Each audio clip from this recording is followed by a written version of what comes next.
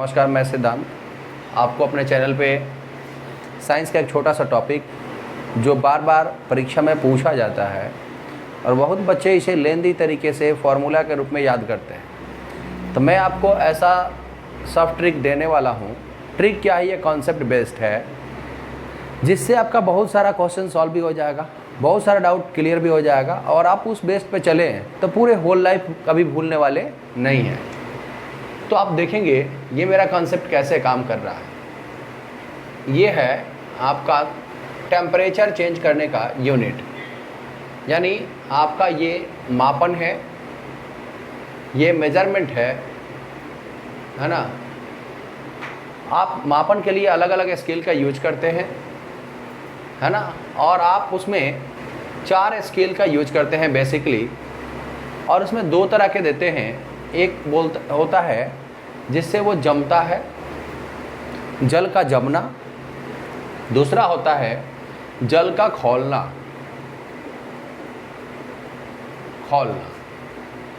और तीसरा इसमें पॉइंट हो जाता है इन दोनों के बीच का अंतर, डिफरेंस हो जाता है। जमना को हम लोग बोलते हैं फ्रीजिंग पॉइंट और खौलना को हम लोग बोलते हैं बॉइलिंग पॉइंट। अब आप देख रहे हैं, इस कंसेप्ट को समझने की कोशिश करेंगे कि आपका जल का जमना, अगर हम उसी चीज़ को डिग्री सेल्सियस में मेजर करें तो जल आपका 0 डिग्री सेल्सियस पर जमता है और जल आपका खौलता जो है 100 डिग्री सेल्सियस पर खौलता है। अगर आप जल को इन दोनों का डिफरेंस को देखेंगे तो 100 आएगा। अगर मैं बात करूं फ़ारेनहाइट का, तो यही सेम वर्क फ़ारेनहाइट में होता है 32 डिग्री फ़ारेनहाइट पे और यहाँ होता है 212 डिग्री फ़ारेनहाइट पे। अगर इन दोनों के डिफरेंस की मैं बात करूं तो इन दोनों का डिफरेंस होता है 180। यही सेम चीज़ अगर आपका केल्विन में चलता है तो आपका जल का जमना वही केल्विन में कितना पर होता है? 273 केल्विन पे, और उसका खौलना जो होता है वो 373 पे होता है। मैं इन दोनों की बात करूँ डिफरेंस की तो वो आएगा 100। अगर यही चीज़ सेम रोमर में चलता है, रोमर में ये भी आपका मापन का एक पैमाना है, तो ये चीज़ें 0 डिग्री रोमर पे जमता है और 80 डिग्री रोमर पे खौलता है।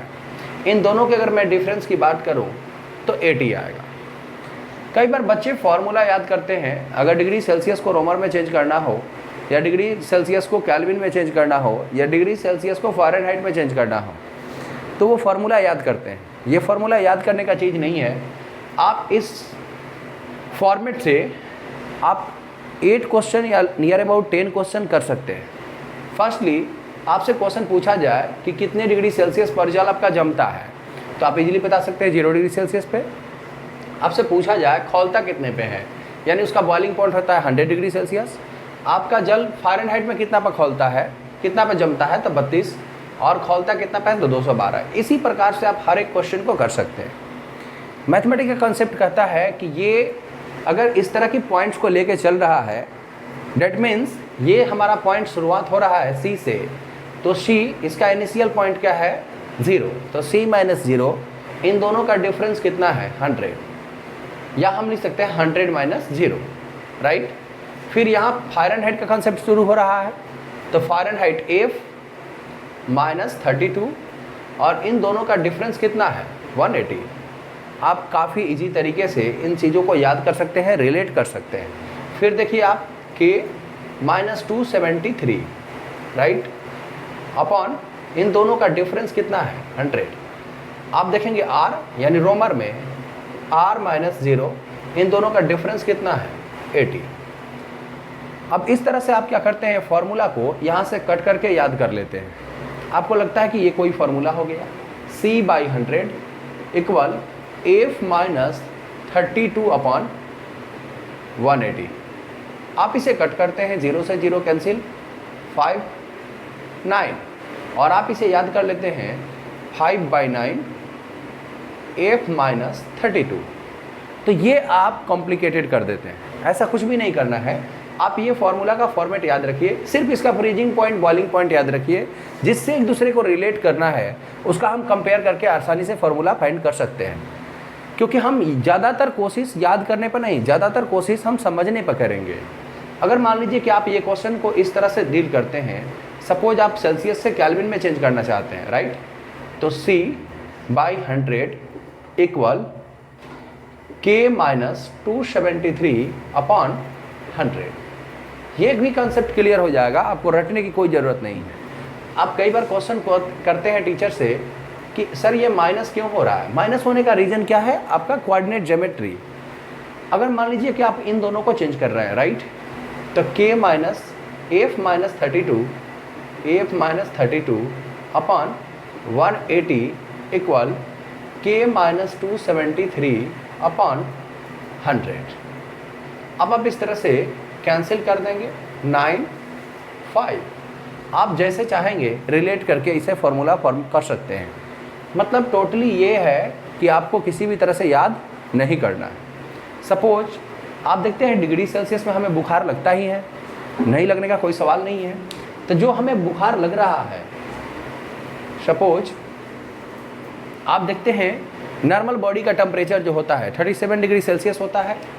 तो आप देखेंगे बॉडी का टेम्परेचर अगर आपका 37 डिग्री सेल्सियस है तो 37 डिग्री सेल्सियस की जगह पर अपॉन 100 इक्वल F-32/180। आप सोच रहे होंगे कि हमने बेसिक फार्मूला क्यों यूज किया है। बेसिक फार्मूला यूज करने का पीछे का रीज़न ये है कि आपको फार्मूला याद करने से हम बचाएं, उस खतरे से बचाएं जो आपके ऊपर पढ़ाई बोझिल कर देता है। तो कैंसिल कर देंगे आप, ये हो जाएगा 5 और ये हो जाएगा 9।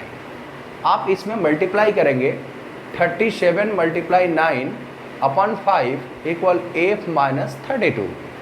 आप इस तरह से मल्टीप्लाई और डिवाइड करने के बाद 9 7 जा 63 और 9 3 जा 27, यानी 27 में आप ऐड करेंगे तो 33/5 प्लस 32 इक्वल आ जाएगा F। अगर आप इसको डिवाइड करके देखेंगे तो 5 6 जा 6 हो जाएगा, फिर आप डिवाइड करेंगे 3 3 5 हो जाएगा, है ना, 5 6 जा 6 हो जाएगा और पॉइंट फिर आप करेंगे तो 66 प्लस 32 इक्वल फ़ारेनहाइट। आप इन दोनों को ऐड करके देखेंगे तो 98.6 जो बॉडी का आपका टेम्परेचर फ़ारेनहाइट में होता है।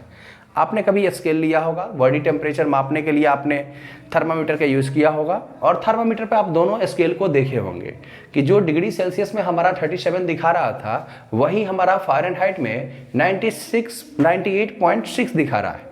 डेट मीन्स ये दोनों सिमिलर होते हैं। अगर जो चीज़ें आपका जल में 0 डिग्री पर जमती है वही आपकी फ़ारेनहाइट में 32 डिग्री पर जमती है, यानी बिल्कुल इजी है, 32 डिग्री पे ये जम जाती है। फिर वही कहानी केल्विन में 273 पे जमती है और वही चीज़ें रोमर में 0 पे जमती है।